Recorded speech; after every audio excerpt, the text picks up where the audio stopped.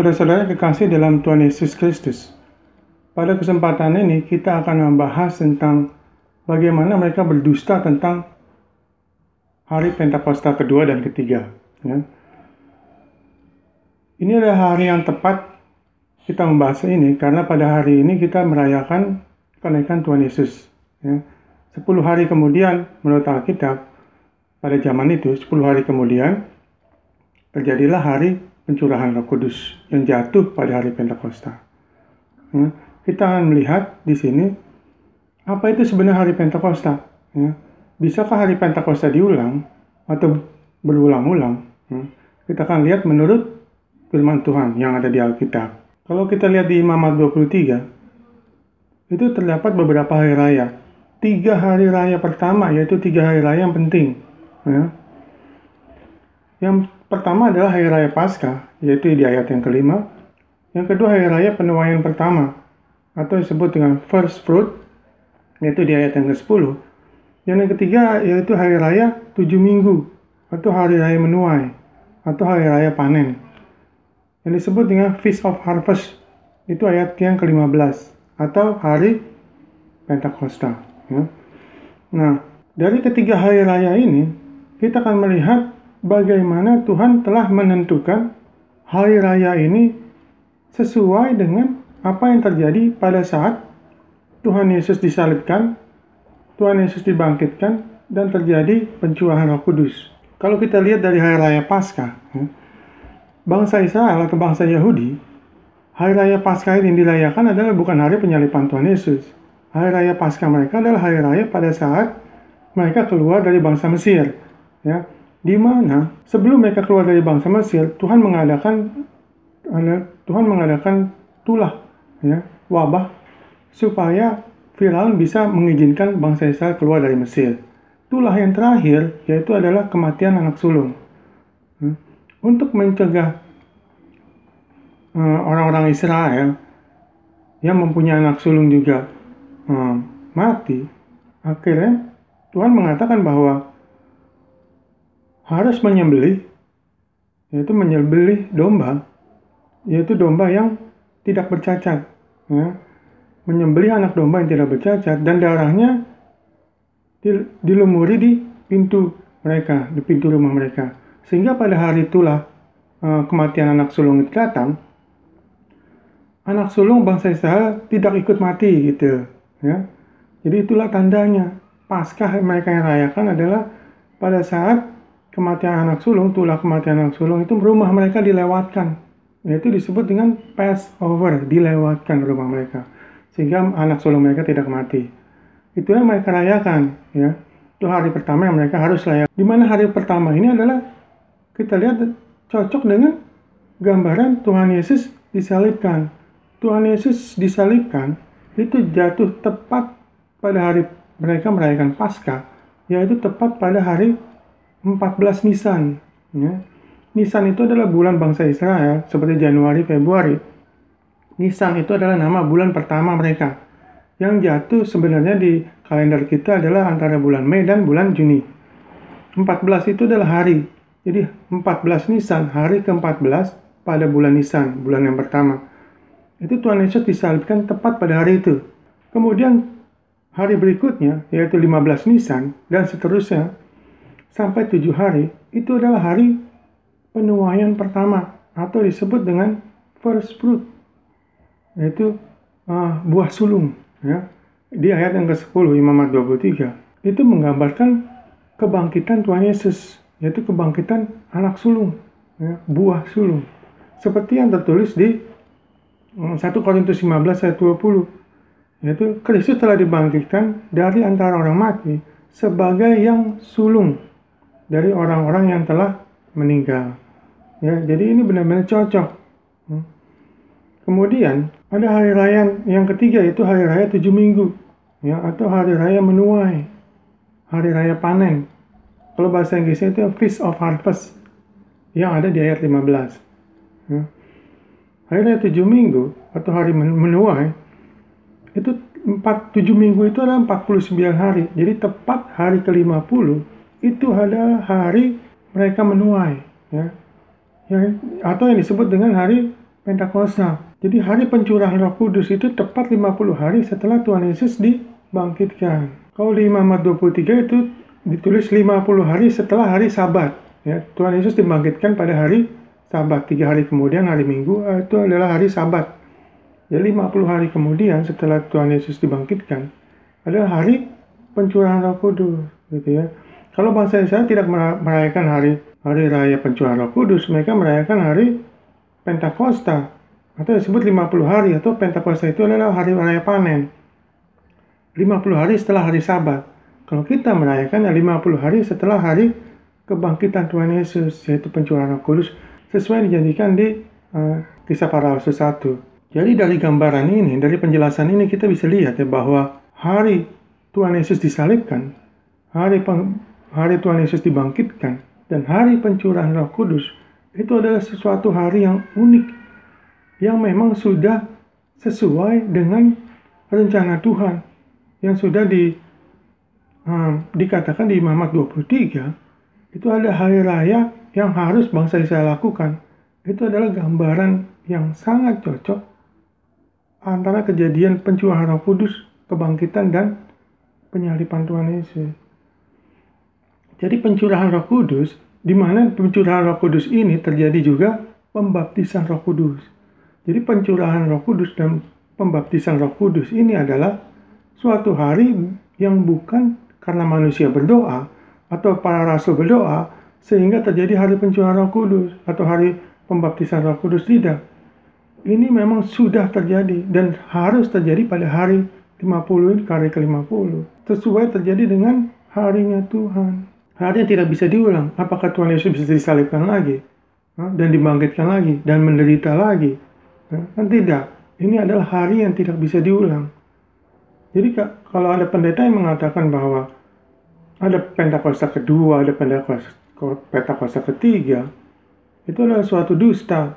Ya. Entah dari mana sumbernya.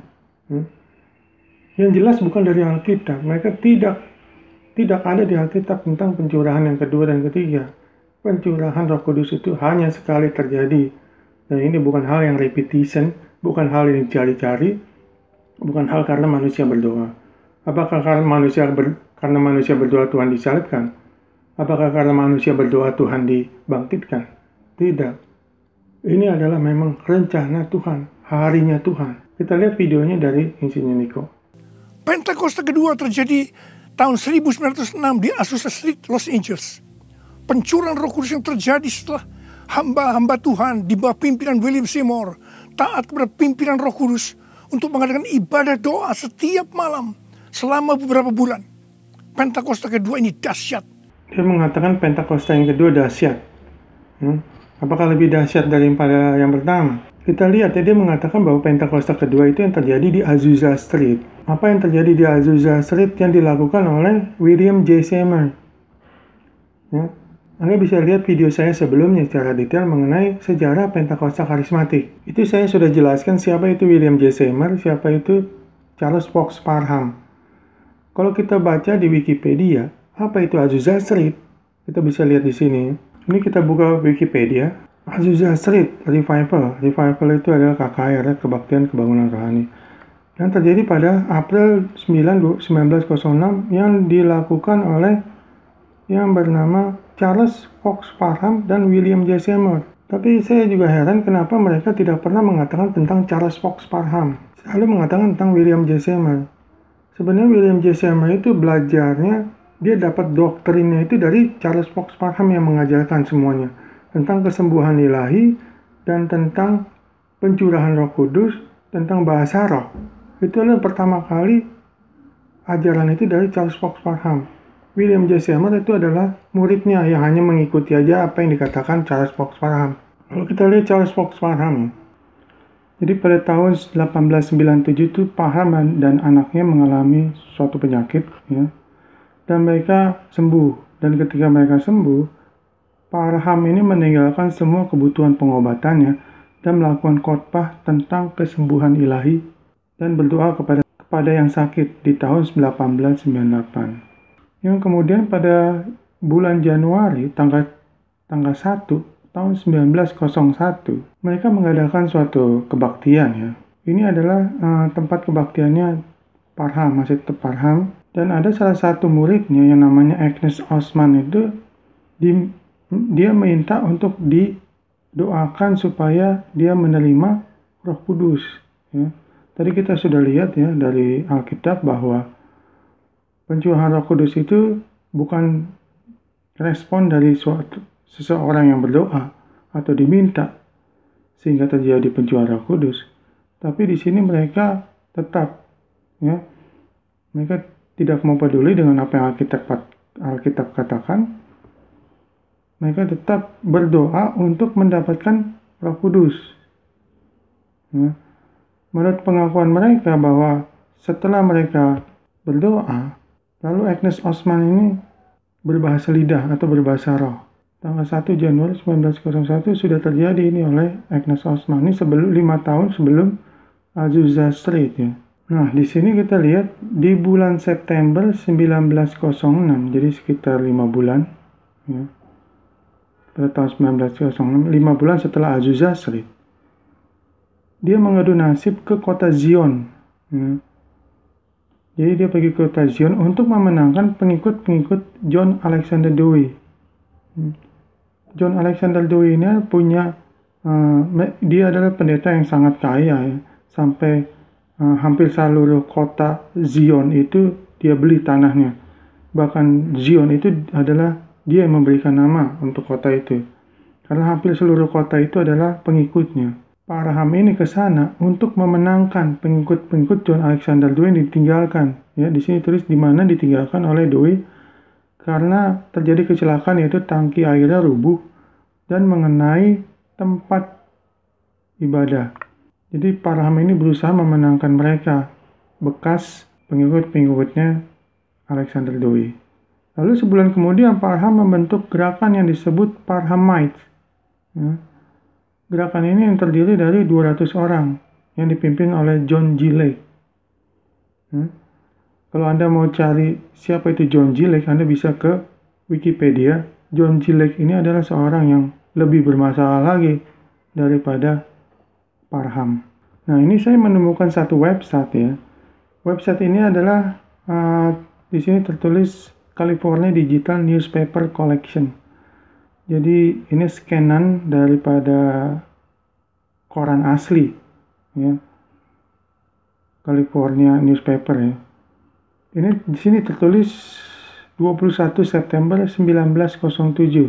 Di sini kita lihat sebenarnya apa yang terjadi pada tahun 1906-1907 terhadap Parham ini ya, karena mereka selalu menyembunyikan siapa itu Parham.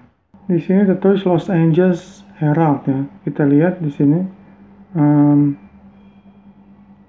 ini adalah scanan asli ya, scanan asli dari koran asli tertanggal 21 September.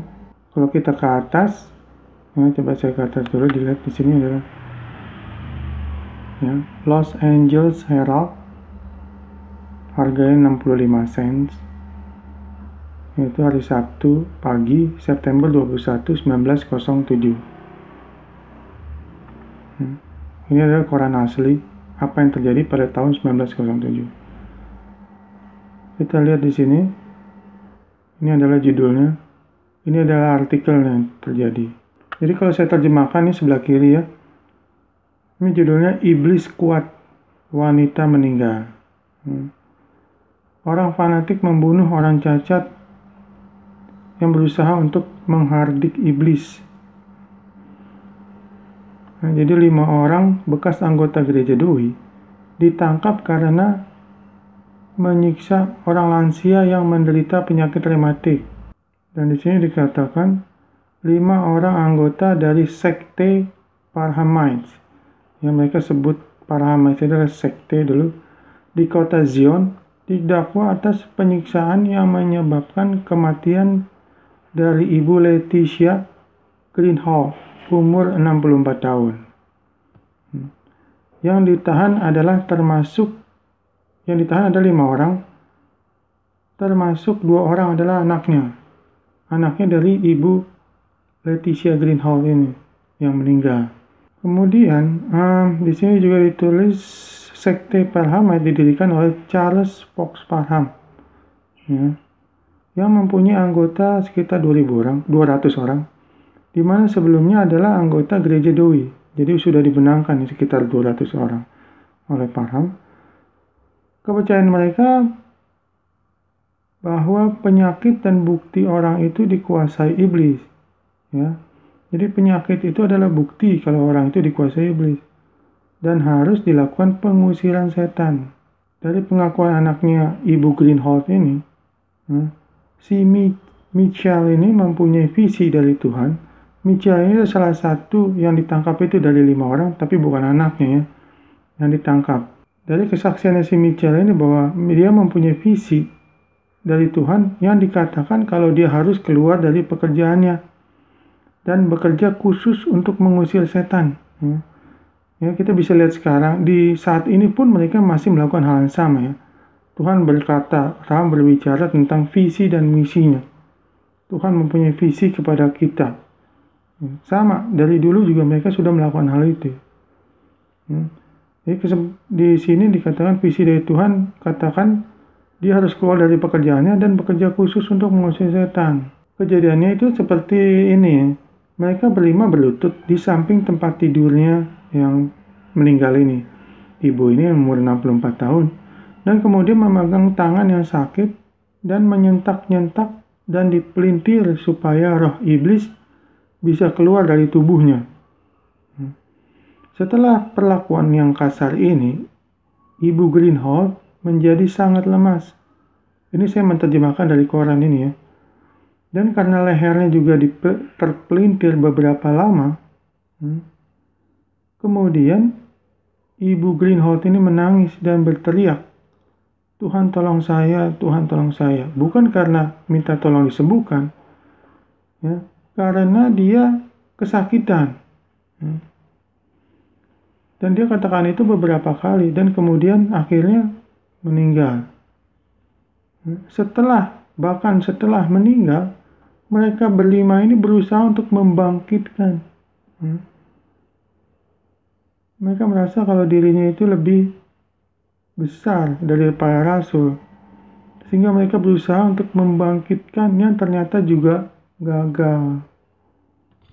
Kemudian memang dinyatakan meninggal pada siang hari. Nah, ini kejadian ini kita lihat ya.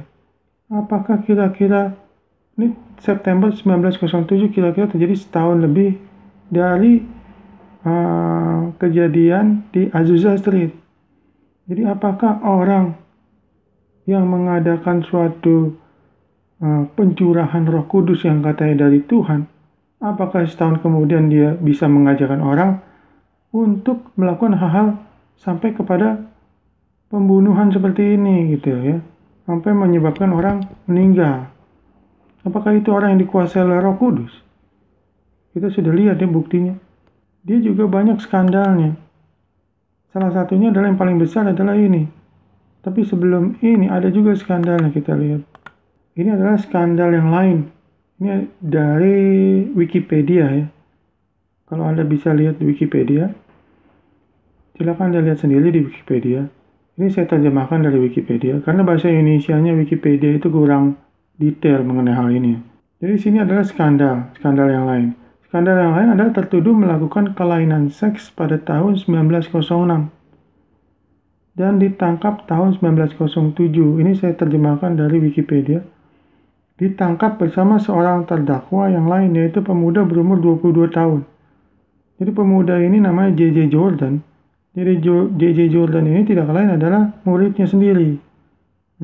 Dan mereka bersekongkol antara Parham dan muridnya. Parham itu sekitar umurnya 30-an. Bersama muridnya yang berumur 22 tahun melakukan suatu kelainan seks, yaitu bersama dengan anak-anak kecil. Maka disebut ini adalah pedofilian. Parham menyangka kalau dia adalah pelaku homoseksual. Ini skandalnya. Ini skandal yang sangat memalukan. Ini terjadi pada tahun 1906 Fall.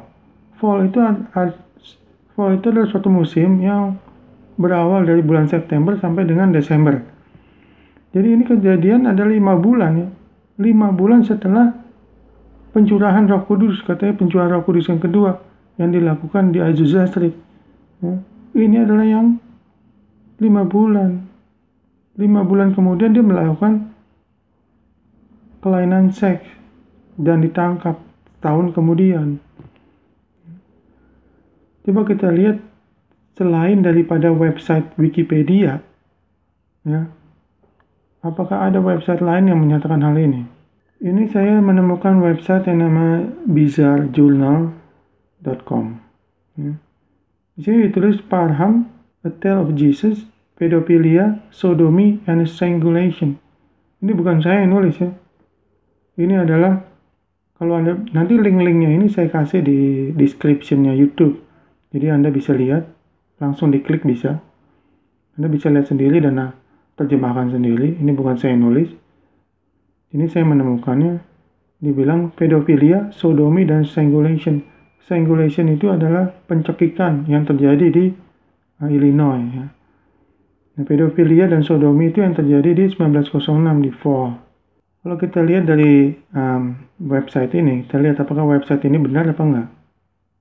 Kita juga mesti investigasi, teliti juga bahwa website ini apakah mereka memberikan informasi yang benar atau tidak. Kita lihat di sini dikatakan di website ini 1907 5 orang Parham ditangkap karena membuat wanita 64 tahun meninggal. Ini adalah sesuai dengan apa yang kita sudah baca tadi ya di koran Herald Los Angeles. Itu adalah koran asli dan ini ternyata memang dia mengatakannya adalah sesuai. Ini adalah tertulis potongan-potongan dari newspaper aslinya, koran aslinya. Dia cantumin di sini.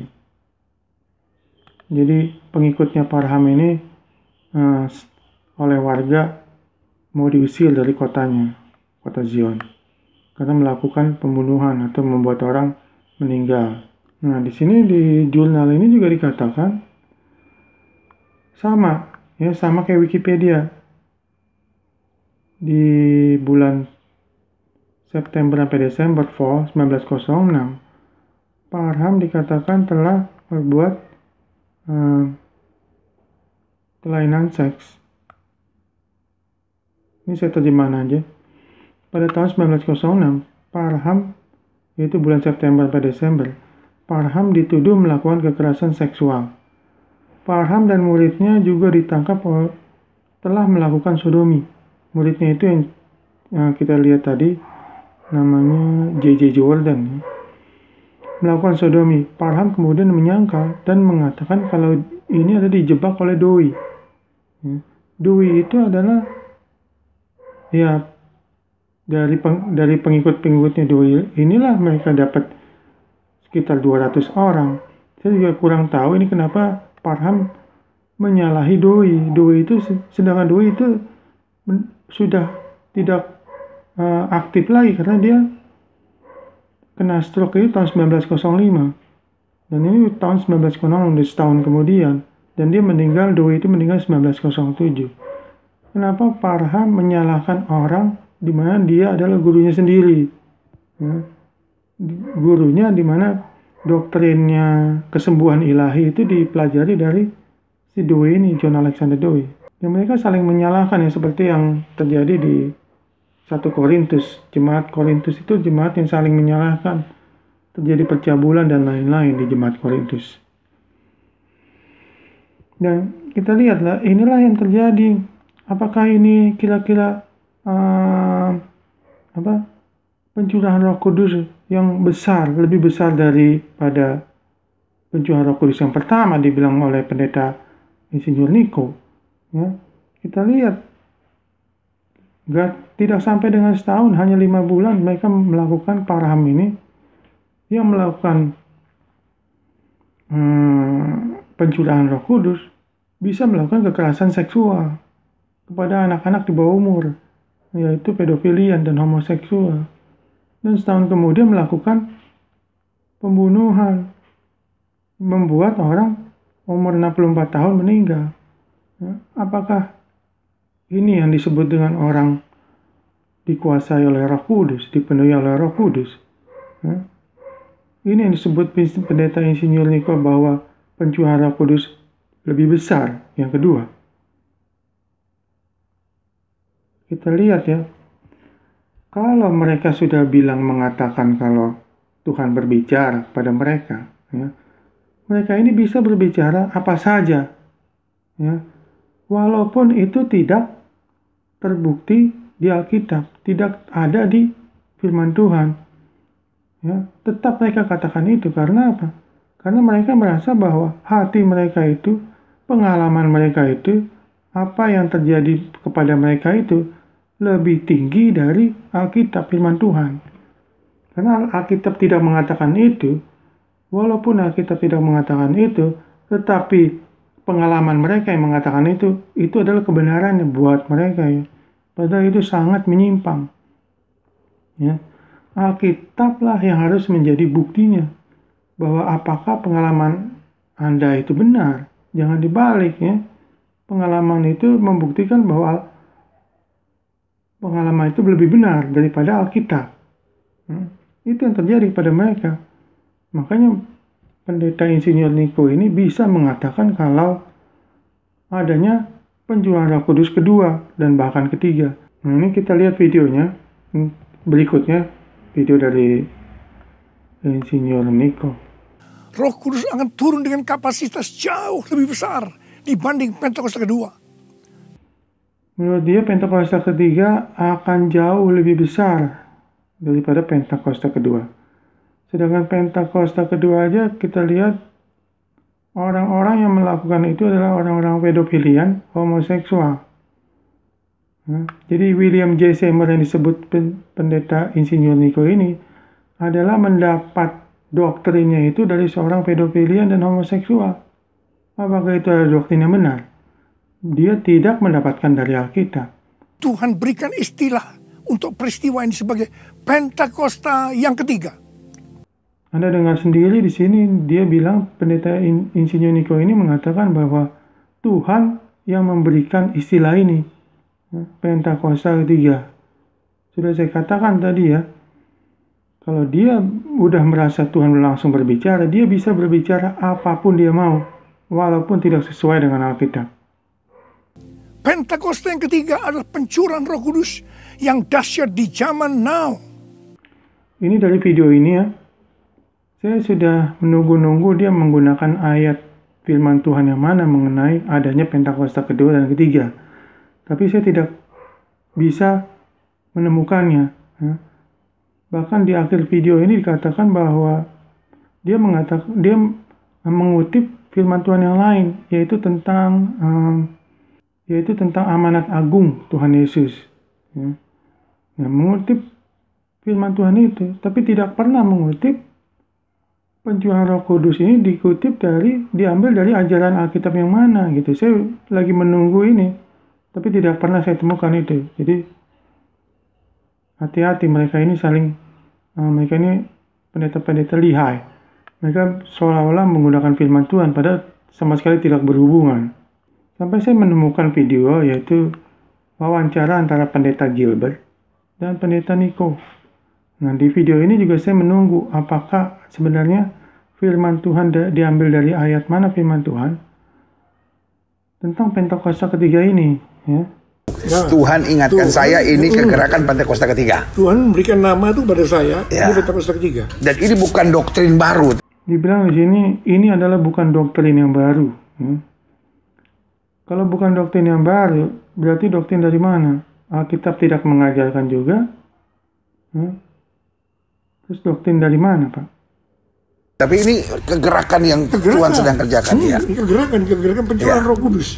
Luar biasa. Jadi Robert University. Pak Niko berbicara dan tim pelayanan Pak Niko yang memimpin puji-pujian dan lain-lain, dan sementara mereka menerima. Ini salah satu bukti bahwa kegerakan ini terjadi. Anda dengar sendiri di sini. Kalau salah satu buktinya ini terjadi, salah satu buktinya bahwa Pentakosta ketiga itu terjadi adalah dari pengikut-pengikutnya mengalaminya. Jadi dari pengalaman pengikutnya, pembuktiannya itu dari pengalaman pengikutnya, kalau pengikutnya itu bisa menerima ini. Nah, dari situlah ini ada buktinya gitu. Jadi bukti mereka itu bukan dari firman Tuhan, dari pengalaman pengikutnya malahan dikatakan di sini. Apapun yang Pak Niko bilang, ini kan dasarnya Alkitab dan firman Tuhan. Betul. Wow. Nah, di sini juga Pak Gilbert ini, ya, saya juga tidak tahu Pak Gilbert belajar dari mana ini. Dia katakan bahwa ini juga berdasarkan firman Tuhan. Ya. Video ini berdurasi 28 menit, ya. Tetapi tidak ada satupun dia mengutip ayat manapun di Alkitab, ya, tentang Pentakosta ketiga. Tetapi dia tetap mengatakan kalau ini adalah dari firman Tuhan, dari Alkitab. Ini pendusta, ini pendeta pendusta kalau menurut saya ini. Anda sudah lihat sendiri ya, apa yang disebut Pak Niko pencurahan Roh Kudus yang kedua dan ketiga itu adalah suatu dusta. Nah, itu kan kebohongan-kebohongan yang mereka lakukan,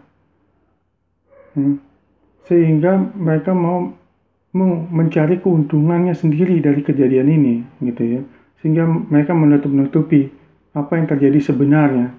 Nah, kita sudah lihat semua bahwa sebenarnya itu Pentakosta kedua itu saja Pentakosta kedua saya sama sekali tidak menuruti apa yang terjadi di Alkitab, bahkan dilakukan oleh seorang pedofilian dan homoseksual. Ya, William J. Seymour itu mendapatkan doktrinnya itu dari si Parham ini yang banyak skandalnya. Apakah seorang yang dipenuhi Roh Kudus melakukan hal ini? Tidak sama sekali, jauh. Ini untuk mereka. Saya akan tutup pada kesempatan ini untuk mereka pendeta-pendeta yang masih di aliran Pentakosta karismatik. Saya mau akhiri dengan ayat firman Tuhan. Saya mau ambil dari 2 Petrus 2 ayat yang ke-3. Karena serakahnya guru-guru palsu itu akan berusaha mencari untung dari kamu dengan cerita-cerita isapan jempol mereka. Ya. Jadi mereka bisa mengarang-arang apa aja yang mereka bisa menguntungkan dari kita, dari jemaatnya. Dengan cita-cita isapan jempol mereka. Tetapi untuk perbuatan mereka itu hukumannya telah lama tersedia dan kebinasaan tidak akan tertunda. Ayat yang ke-12. Tetapi mereka itu sama dengan hewan yang tidak berakal, sama dengan binatang yang hanya dilahirkan untuk ditangkap dan dimusnahkan. Mereka menghujat apa yang tidak mereka ketahui, sehingga oleh perbuatan mereka yang jahat, mereka sendiri akan binasa seperti binatang liar. Kasih karunia dan damai sejahtera menyertai kita semua. Amin.